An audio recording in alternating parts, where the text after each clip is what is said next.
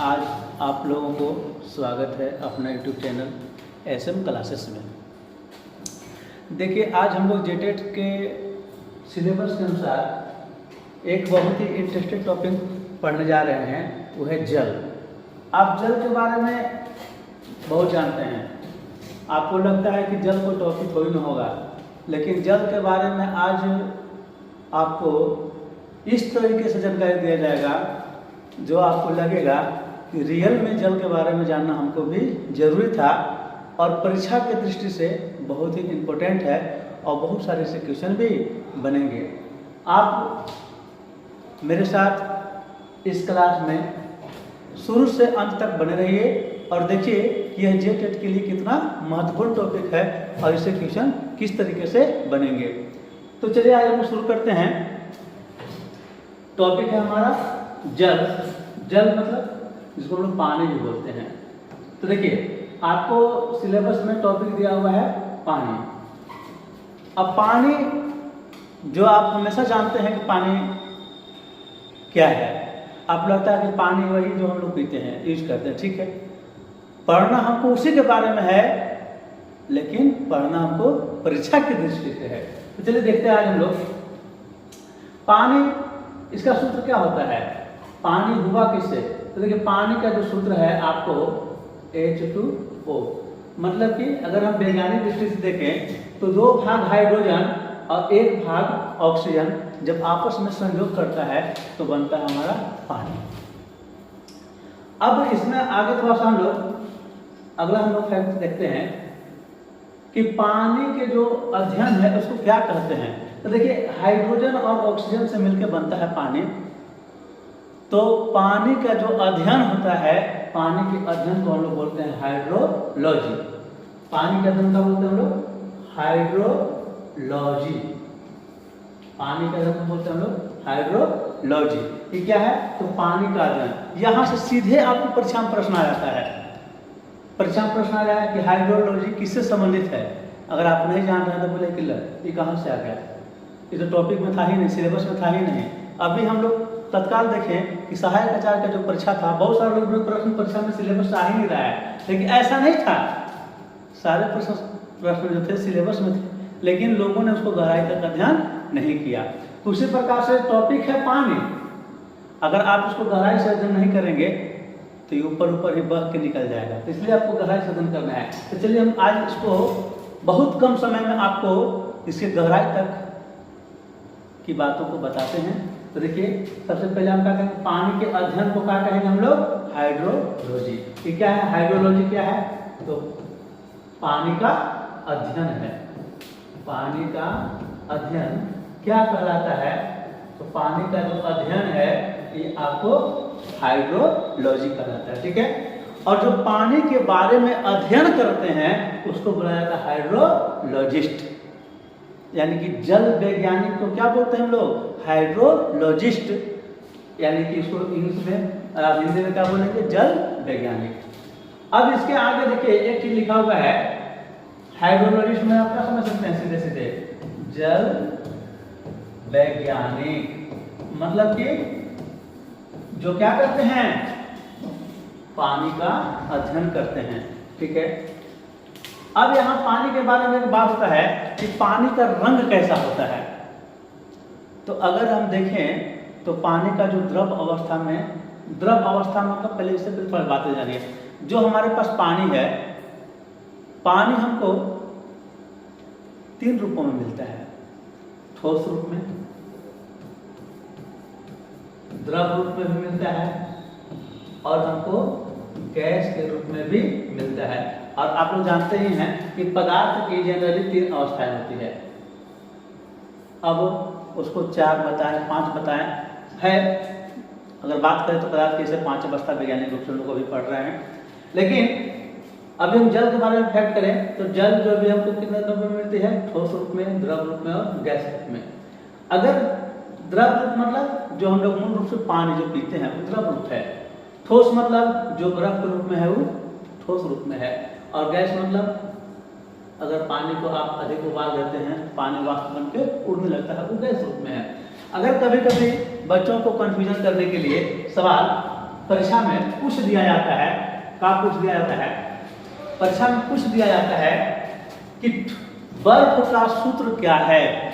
अरे भाई तो एक चीज ध्यान रखना है इसमें कि बर्फ पूछे, द्रव पूछे या गैस पूछे, तो जो पानी है, पानी से अगर तीनों बना हुआ है, पानी का रूप है, तो इसका जो सूत्र होगा वो हमेशा H2O रहेगा। चाहे बर्फ बोलेगा, चाहे द्रव बोलेगा, चाहे पानी गैस होएगा। हमने कभी कभी बच्चों को भुलवाने के लिए प्रश्न को मॉडरेट करके बोल देता है कि पानी जब गैस अवस्था में हो तो उसका सूत्र क्या होगा, तो कुछ भी नहीं, वही होगा H2O। उसकी अवस्था बदल रही है, भौतिक अवस्था बदल रही है, उसकी रासायनिक अवस्था नहीं बदल रही है।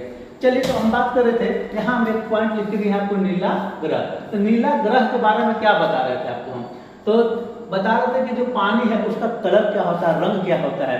तो पानी जब द्रव अवस्था में होता है तो इसको हम लोग बोलते हैं कि रंगहीन होता है, कलरलेस होता है, इसमें कोई कलर नहीं होता है। लेकिन जब ये बर्फ अवस्था में होता है तो इसका जो रंग होता है हल्का नीला होता है, हल्का नीला होता है। जब पानी अत्यधिक मात्रा में भी हो, इसका रंग हल्का नीला होता है। पानी अगर थोड़ी मात्रा में देखें तो इसमें कोई रंग दिखाई नहीं पड़ेगा, लेकिन पानी जब गहराई में हो, पानी जब अधिक मात्रा में हो, जब उसको हम देखेंगे, गहरा रूप से देखेंगे, बर्फ के रूप में देखेंगे, तो पानी हल्का नीला दिखाई देता है। और इसी के कारण पृथ्वी को नीला ग्रह कहते हैं। अब आगे देखिए, नीला ग्रह क्यों कहते हैं, क्योंकि जब हम अंतरिक्ष से पृथ्वी को देखते हैं तो पृथ्वी पर आपको पता है कि 3/4 हिस्सा पानी है, मतलब कि लगभग 3/4 हिस्सा है। मतलब आपका क्या कि 71% पानी जो है पृथ्वी पर मौजूद है। जितना पृथ्वी है उसका 71% पानी है। और जब हम अंतरिक्ष से देखते हैं तो पानी का रंग हल्का क्या दिखता है, नीला दिखता है। उसका एक और भी कारण नीला दिखने का, वो तो और कारण है, सनलाइट से जो प्रकीर्णन होता है, नीला रंग का प्रकीर्णन जल पर ज्यादा होता है, उसके कारण नीला दिखता है। तो अंतरिक्ष से जब हम देखते हैं तो पृथ्वी का रंग दिखाई पड़ता है, तो नीला। तो आपको यहाँ से प्रश्न बोलेंगे कि आप ग्रह तो नहीं पढ़ रहे हैं लोग, तो ग्रह नहीं पढ़ रहे, लेकिन यहाँ पे प्रश्न बनता है कि पृथ्वी का रंग नीला क्यों दिखता है, तो आपको इसका एकदम फाइनल आंसर होगा वो जल के कारण। ठीक है, आगे हम लोग देखते हैं। आप हमारे साथ बने रहिए। आप देखिए इस वीडियो में जल के बारे में इतना सारा चीज आपको हम उपलब्ध कराएंगे कि आपको लगे कि जरूर आज हम कुछ नया चीज सीखे हैं। चाहे आप 6 to 8 की तैयारी कर रहे हो, साइंस की तैयारी कर रहे हो, आर्ट्स की तैयारी कर रहे हो, 1 to 5 कर रहे हो, साइंस से, आर्ट्स से, आप सभी के लिए टॉपिक बहुत ही महत्वपूर्ण है। तो आप इसको देखिए, समझ में लगे, अच्छा लगे, तो आप इसको अपने मित्रों में जरूर शेयर कीजिए और आप उनको बताइए भी कि कैसा आपको लगा। चलिए अगला देखिए, अगला देखिए लिखा हुआ है यहाँ पे कि पृथ्वी के भाग का 71% यानी कि 3/4 क्या है, जल है। ठीक है, अब यहाँ पे देख लीजिए, तो यहाँ पे सीधे प्रश्न आता है कि पृथ्वी के कितना भाग जल है, या पृथ्वी के कितना % पृथ्वी पर जल है। तो पृथ्वी के जितना क्षेत्रफल है पृथ्वी, उसमें 71% क्या है, जल है। तो यहाँ से सीधे प्रश्न पूछा जाता है आपको टेट की परीक्षाओं में।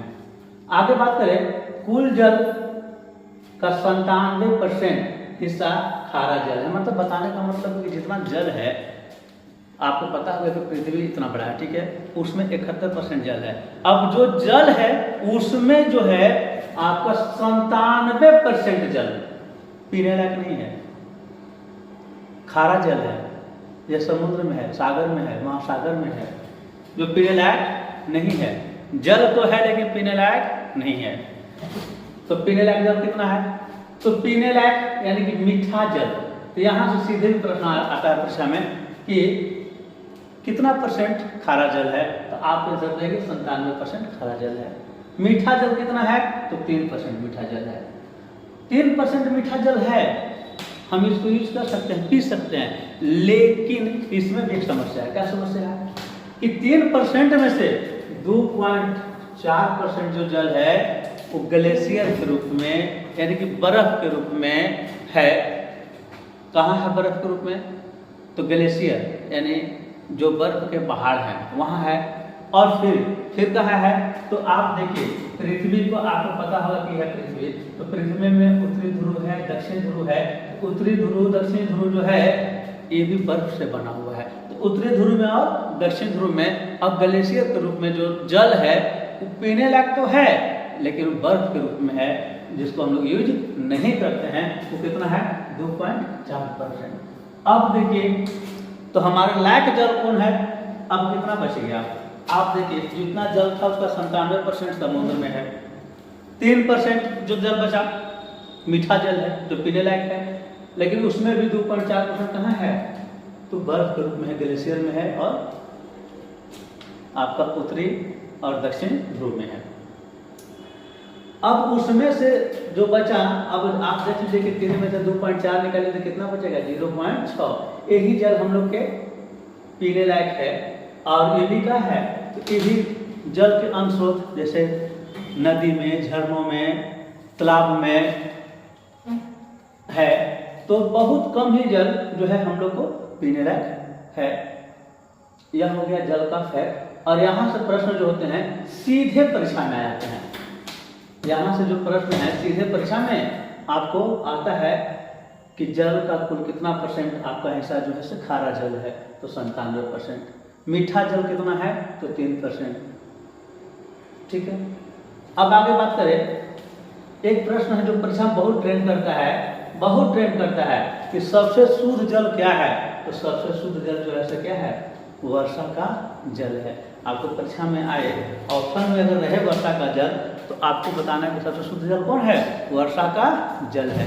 लेकिन थोड़ा सा यहाँ पे एक बात देखिएगा कि वर्षा का जल जो है शुद्ध है कब, जब पर्यावरण शुद्ध रहेगा तब। अब पर्यावरण में इतना कचरा भर गया, इतना गंदगी भर गया कि वर्षा का जल जो ऊपर से गिर रहा है, तो पर्यावरण में, वायुमंडल में आपका सल्फर डाइऑक्साइड की मात्रा बढ़ा हुआ है। अब जब जल गिर रहा है, सल्फर डाइऑक्साइड से अभिक्रिया कर रहा है, रासायनिक पदार्थ से अभिक्रिया कर लिया, तो वह शुद्ध जल नहीं रहा, उसमें मिलावट हो गया। अब मिलावट हो गया तो क्या हो गया, तो जब जल जो है सल्फर डाइऑक्साइड से अभिक्रिया करता सल्फ्यूरिक अम्ल बनाता है, यानी कि जो जल हो गया वो अब अम्लीय हो गया, यानी शुद्ध नहीं रहा। तो जब अम्लीय हो गया और वह जल जब पृथ्वी पर गिरा, तो कौन जल हो गया, अम्लीय जल हो गया। और उस तरह के जल को अगर वैसा जो पानी गिरता है जिसमें अम्ल की मात्रा ज़्यादा हो जाती है, तो वैसे जल को हम लोग बोलते हैं अम्लीय जल, यानी अम्लीय वर्षा। उस तरह से वर्षा का बोले उसको अम्लीय वर्षा। तो देखिए अम्लीय वर्षा जब होता है तो किसके कारण हो रहा है, सल्फर डाइऑक्साइड की मात्रा वायुमंडल में है, जो जल से विक्रिया कर रहा है, अम्ल बना रहा है, और उससे जो वर्षा हो रही है उसको हम लोग क्या बोल रहे हैं, अम्लीय वर्षा। अब जब अम्लीय वर्षा हो रहा है तो यह संगमरमर जो होता है, मार्बल जो होता है, जैसे ताजमहल के बारे में आप सुने होंगे। ताजमहल आपको पता है श्वेत है। अब उस पर जब अम्लीय वर्षा होता है, अम्लीय वर्षा में क्या रहता है, सल्फर, और सल्फर जब गिरता है तो मार्बल का जो रंग होता है वो हल्का पीला हो जाता है। कब, जब अम्लीय वर्षा होगा तब। अब अम्लीय वर्षा के कारण मार्बल का जो रंग हुआ वो पीला हो गया, और जब रंग उसका पीला हो गया तो उसी को कहते हैं मार्बल कैंसर।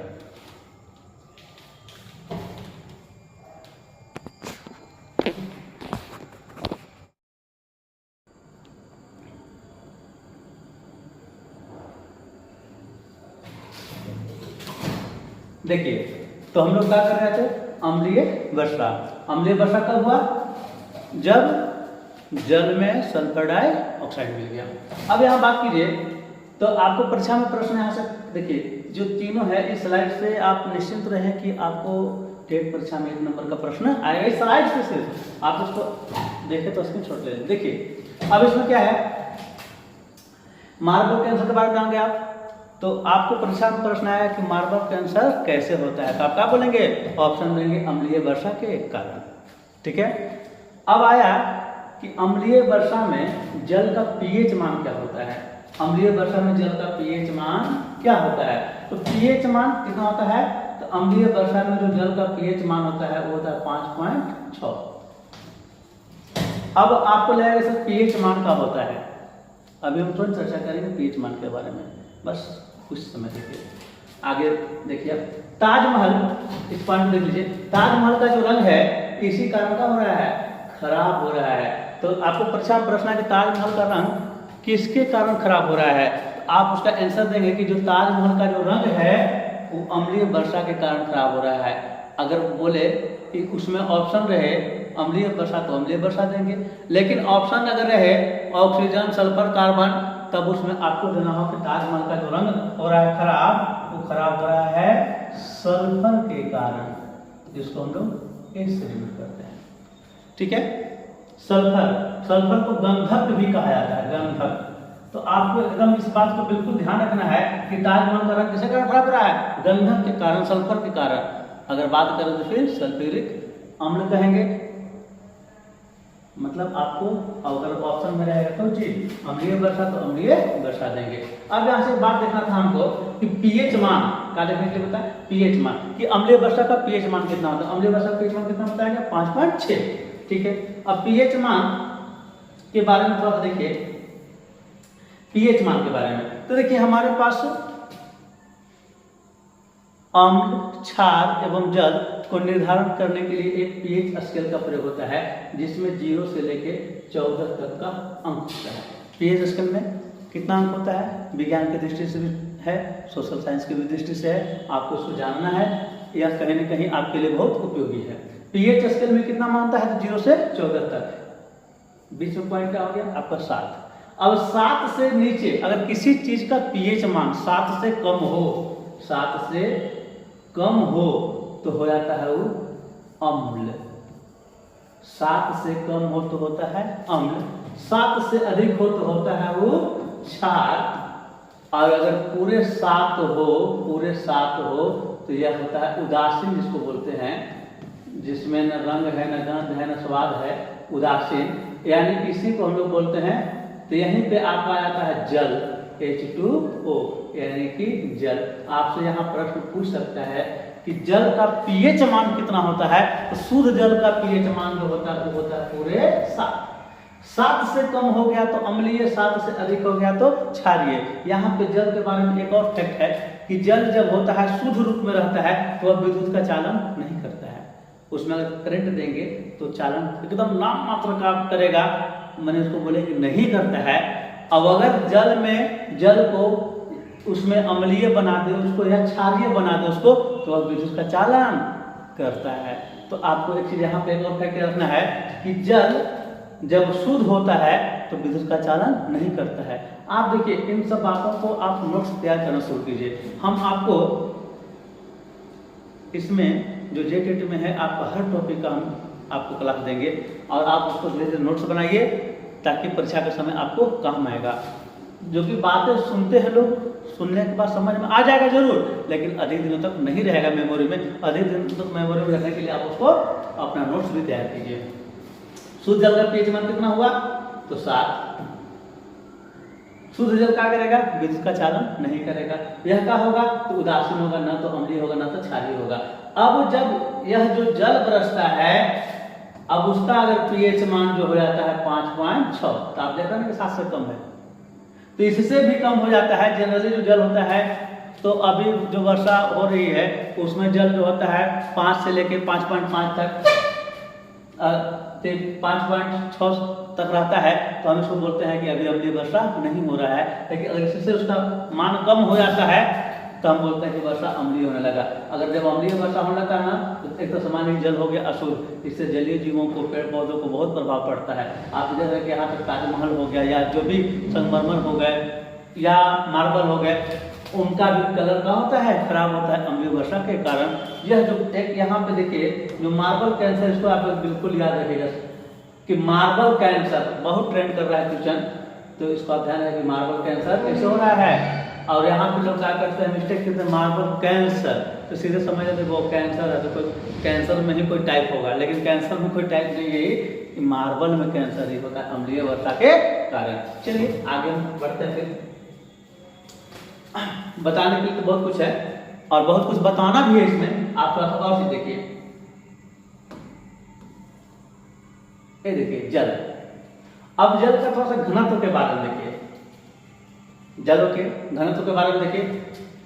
इसका घनत्व क्या होता है, इसका जो घनत्व है वो क्या होता है, इसको देखिए आप। तो जल का जो घनत्व होता है वो 0.998 ग्राम प्रति सेंटीमीटर क्यूब। कब? जब ये द्रव अवस्था में रहेगा तब। 0.917 ग्राम प्रति सेंटीमीटर क्यूब कब? जब ये ठोस अवस्था में रहेगा तब, जनरल टेम्परेचर। अब इसका बात करें गलनांक। गलनांक मतलब कोई भी पदार्थ होता है ना, जैसे ठोस अवस्था में गलाते हैं जब, तो क्या होता है, पानी की अवस्था में द्रव अवस्था में आया था, उसको बोलते हैं गलनांक। कि कितना तापमान पर गल रहा है। तो आपको तो जल ऑलरेडी गला हुआ है पानी के रूप में, तो हम कितना बोले 0 डिग्री सेल्सियस।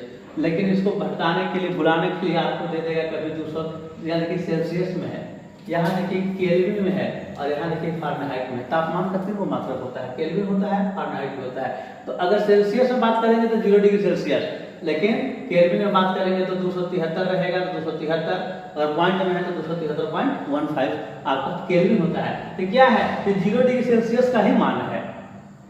0 डिग्री सेल्सियस को ही दूसरे पैमाने पर, यानी केल्विन के पैमाने पर हम 273.15 बोलते हैं, और इसी को हम लोग 32 फारेनहाइट भी बोलते हैं। तो यानी कि अगर गलनांक की बात करें तो आप देखिए, बोले कि जल है, जल तो गलता है 0 डिग्री सेल्सियस में, तो बर्फ पिघलने लगेगा। हाँ सही बात है, पिघलने लगेगा, लेकिन आपको यही चीज तो देखना है कि सेल्सियस में रहेगा तब तो आप आराम से मार लेंगे। अब यही कर दे केल्विन में तो आप गड़बड़ा गए। तो गड़बड़ाना नहीं है, आपको कोई भी चीज की पढ़ाई करना और डिप्ली करना है। क्योंकि झारखंड सरकार जो है ना, आप देख रहे होंगे कि टेट के परीक्षा के शुल्क कितना लगाया है। आप इतना सोचिएगा अगर शुल्क कितना लगाया है तो क्वेश्चन भी उसी के हिसाब से रहेगा, स्टैंडर्ड रहेगा। तो आपको अंदर तक गहराई तक अध्ययन करना है। तो इसका गलनांक कितना है, 273.15 केल्विन और 32 फारेनहाइट। और कुछ लोग का लगता है ना कि हम खाली ऊपर मिले, जो हम जानते हैं, जो आप जानते हैं वही बताया जाएगा, जो आप जानते हैं वही परीक्षा में आएगा, तो 100% आप सब नंबर ले आएंगे। नहीं, आपको वो चीज़ भी परीक्षा में आता है, वही चीज़ परीक्षा में आता है जो आप नहीं जानते हैं, और तैयारी उसी चीज़ का किया जाता है जिसके बारे में जानकारी आपको कम है। इसलिए आप थोड़ा सा हम गहराई तक जाएंगे, हमको आपको खिलाना नहीं है, तो हम गहराई तक जाएंगे, तो आप थोड़ा सा ध्यान से पढ़िए, ठीक है। चलिए, गलनांक कितना होता है, 0 डिग्री सेल्सियस, या केल्विन में बोले 273.15 या 32 फारेनहाइट। अब इसका क्वथनांक का मतलब क्या होता है कि जिस ताप पर कोई पदार्थ उबलने लगे, माने वाष्प बनने लगे, तो उसको बोलते हैं क्वथनांक। तो आप देखिए, शुद्ध जो जल है, जल का क्वथनांक अगर पॉइंट में 99.974, यानी कि अगर बात करें तो लगभग 100 डिग्री सेल्सियस, मान 100 डिग्री सेल्सियस पानी गर्म होगा ना तो वाष्प बन के उड़ जाएगा, हवा में रहेगा। पानी आपका बर्तन में अगर गर्म कर देंगे 100 डिग्री सेल्सियस तो पानी मालूम होगा कि चला गया आकाश में। तो यही है क्वथनांक। लेकिन इसमें एक जो गहराई की बात है आपको याद रखना है, जो नोट्स पॉइंट में लिखा हुआ है, और यही सब फैक्ट बताने के लिए आपको हम क्लास ले रहे हैं, और यही सब फैक्ट से प्रश्न आएगा। इसी को बोलते हैं गहराई से जानना, जो आप लगता है कि नहीं जानते हैं, ठीक है। एवरेस्ट पर्वत देख रहे हैं आप, एवरेस्ट पर्वत पर अगर बात करें तो वहां पे जो जल है 68 डिग्री सेल्सियस पर ही कहाँ लगता है, उबलने लगता है, वाष्प बनने लगता है। अब आप कहेंगे सर वहाँ तो बर्फ है, वहाँ तो और ज़्यादा क्वथनांक होना चाहिए, नहीं, यही चीज़ आपको याद रखना है। तो वहाँ पे क्या है इसका क्वथनांक, 68 डिग्री सेल्सियस पर ही उड़ने लगता है। लेकिन समुद्र तल पर जहाँ हम लोग रहते हैं, जो धरती पर है, समुद्र में है, तो वहाँ पर जो पानी है वहाँ तापमान कितना है, 100 डिग्री सेल्सियस पर यहाँ पर क्वथनांक है, 100 डिग्री पर यहाँ उबलेगा। तो यही चीज़ नोट पॉइंट आप लिखिएगा इसको, कि एवरेस्ट पर्वत पर 68 डिग्री सेल्सियस पर कहाँ लगता है, वाष्प बनने लगता है जल, और समुद्र तल पर 100 डिग्री सेल्सियस पर। ये हो गया आपका एक फैक्ट, इसको आप नोट कीजिएगा। अगला बात देखिए, अगला बात देखने से पहले एक पॉइंट आप नोट कीजिएगा। एक पॉइंट नोट क्या करना है कि जल का जो घनत्व होता है वो सबसे अधिक जो होता है घनत्व, जल का जो घनत्व होता है वो सबसे अधिक कब होता है, क्या चीज, जल का अधिकतम घनत्व कब होता है, अधिकतम घनत्व। तो घनत्व माने कितना घना होता है। तो घनत्व लोगों को लगेगा कि ना कि बर्फ अवस्था में रहेगा तो घनत्व ज्यादा होगा, नहीं, यहाँ पे आप इसको देख लीजिएगा, द्रव अवस्था में नहीं, 0 डिग्री सेल्सियस पर नहीं, जल का जो घनत्व होता है वो 4 डिग्री सेल्सियस पर, यानी इसको ऐसे करेंगे 3.98 भी रहता है, डिग्री सेल्सियस, कितना डिग्री सेल्सियस पर जल का क्या होता है, सबसे अधिक घनत्व होता है। यहाँ से भी क्वेश्चन बहुत ट्रेंड करता है कि जल का अधिकतम घनत्व कितना डिग्री तापमान पर होता है। तो आदमी या तो 0 डिग्री में मारेगा कि बर्फ की अवस्था में, अगर दिमाग कहीं घूम गया तो मार देगा 100 डिग्री सेल्सियस बोल रहा है घनत्व, वाष्प अवस्था बोलते हैं नहीं। तो आप यहाँ पे देखिए, यहाँ पे जल जो है वाष्प की अवस्था में, यहाँ पे आपका बर्फ की अवस्था में है, लेकिन सबसे अधिक घनत्व जो होगा वो कहाँ होगा, 4 डिग्री सेल्सियस पर होगा।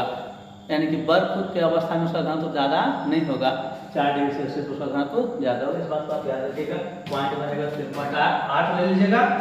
अब आगे बात करते हैं हम लोग, थोड़ा सा और भी बात है हमारे पास देखना है जो कि कोशिका क्रिया क्या है।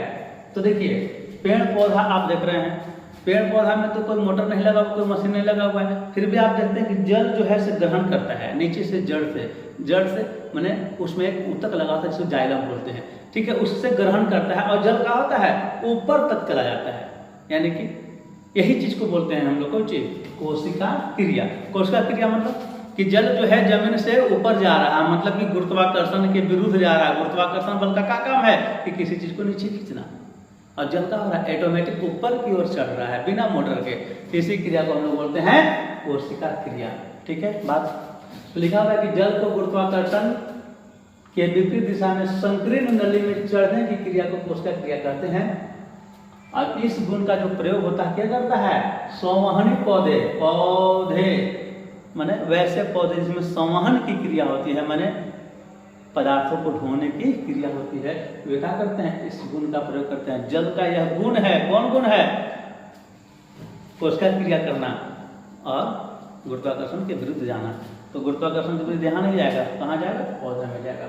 चलिए अब इसके आगे थोड़ा सा एक और बात है हमारे पास, देख लीजिए। आप बोले हैं कि आपको गहराई से अध्ययन करना है, तो आपको हमारे चैनल से जुड़िए, और आप हमारे जब चैनल से जुड़िएगा तो हम गहराई से जरूर बताएंगे हर बातों को। देखिए एक है हाइड्रोफिलिक। ये बोले हाइड्रोफिलिक का होता है सर, तो हाइड्रोफिलिक होता है ना, हाइड्रोफिलिक जैसे कुछ पदार्थ हमारे होते हैं, परीक्षा में आपको दिया जाए कि यह पदार्थ बताइए कि हाइड्रोफिलिक है कि हाइड्रोफोबिक है।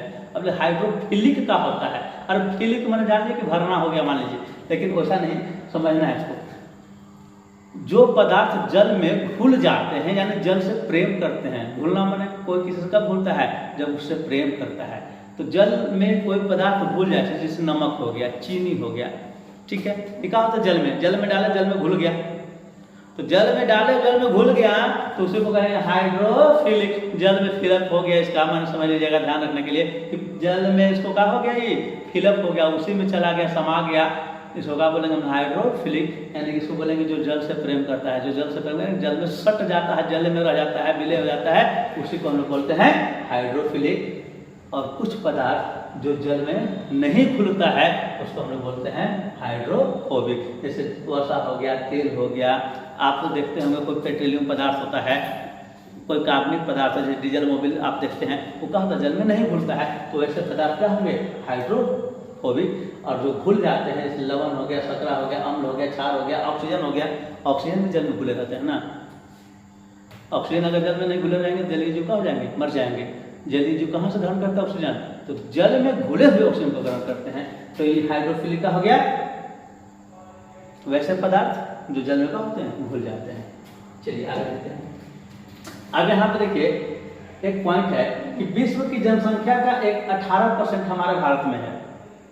18% कहाँ है, भारत में। जितना भी जनसंख्या है उसका 18% है भारत में।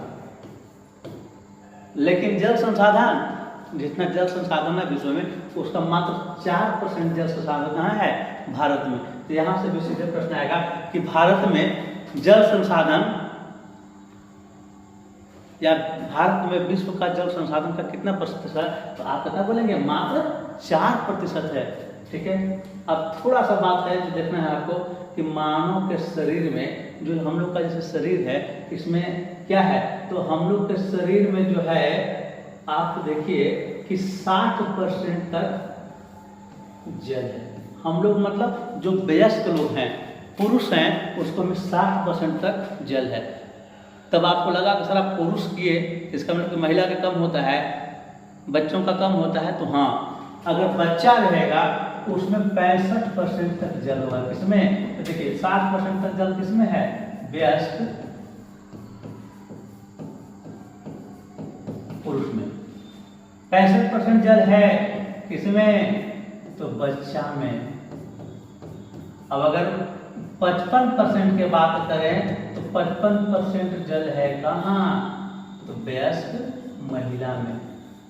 अब लगेगा कि सर महिलाओं में जल कम होता है का? तो हाँ, उसमें जल थोड़ा कम होता है। उन लोगों में जल इसलिए कम होता है कि उन लोगों में फैट की मात्रा ज़्यादा होती है, वसा की मात्रा ज़्यादा होती है। तो आप देखिए यहाँ से भी प्रश्न पूछेगा तो आप जानते नहीं है, आपको इतना जान के रखना है ना कि प्रश्न कहीं से पूछे हम आंसर देंगे। ठीक है, अब थोड़ी सी और बात करते हैं हम लोग। आप जान रहे हैं कि हमारा शरीर कितना है? 60% बना हुआ है जल से। अब इसमें थोड़ा सा और भी है कि जो हमारे पास रक्त है वो 51% रक्त में जल है। मस्तिष्क जो बना हुआ है, जो मस्तिष्क देख रहे हैं, मस्तिष्क में 70 से 75% जल ही है। फेफड़ा जो है हमारा उसमें 83% जल है। हड्डियां जो है उसमें 31% जल है।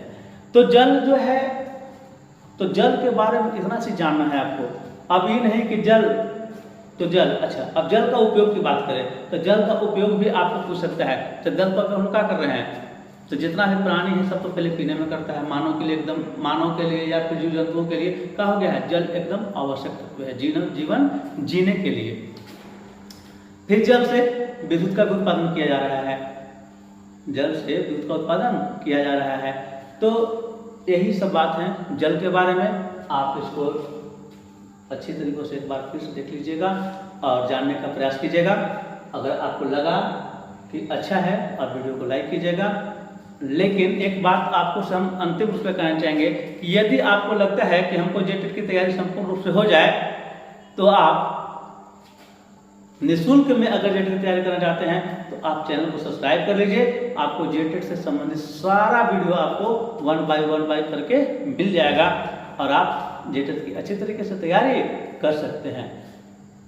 अब अगर आपको जेटेट का लगता है कि कुछ और भी चाहिए, PDF चाहिए, रिकॉर्डेड वीडियो चाहिए या अन्य मटेरियल चाहिए, तो फिर आपको हमारा पेड कोर्स खरीदना पड़ेगा। अब आप उसके लिए हमसे कांटेक्ट कर सकते हैं।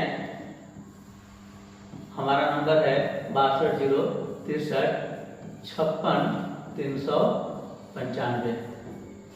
आप हमारे ऑनलाइन क्लास से भी जुड़ सकते हैं।